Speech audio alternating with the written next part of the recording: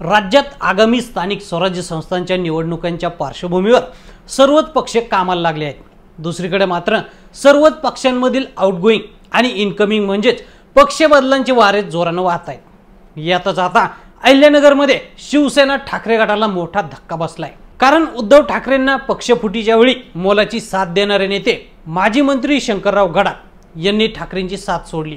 शिवसेना ठाकरे गटाचे नेते आणि माजी मंत्री शंकरराव गडाख यांनी नेवासा नगरपंचायतची निवडणूक पक्षाच्या मशाल चिन्हाऐवजी क्रांतिकारी शेतकरी पक्षाच्या माध्यमातून लढवण्याचा निर्णय जाहीर केला आहे।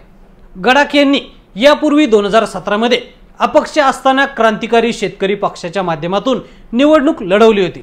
त्यावेळी त्यांचे सर्वाधिक नगरसेवक विजयी झाले होते। विधानसभेत विजयी झाल्यानंतर अपक्ष असलेले आमदार शंकरराव गडाख यांनी उद्धव ठाकरे यांच्या नेतृत्वाखालील शिवसेनेत प्रवेश केला आणि मंत्रिपद मिळवलं होतं। आता मात्र त्यांनी स्थानिक स्वराज्य संस्थांच्या निवडणुकीत क्रांतिकारी शेतकरी पक्षाच्या माध्यमातून उतरण्याचा निर्णय जाहीर केलाय। विशेष म्हणजे शिवसेना पक्ष फुटल्यानंतर उद्धव ठाकरे यांच्यासोबत गडाख हे कायम होते, त्यामुळे अनेकांना आश्चर्याचा धक्का बसलाय। तसेच गेल्या वर्षी विधानसभा निवडणुकीत त्यांनी ठाकरे गटाच्या मशाल या चिन्हावर निवडणूक लढवली होती, मात्र त्यावेळी त्यांचा पराभव झाला।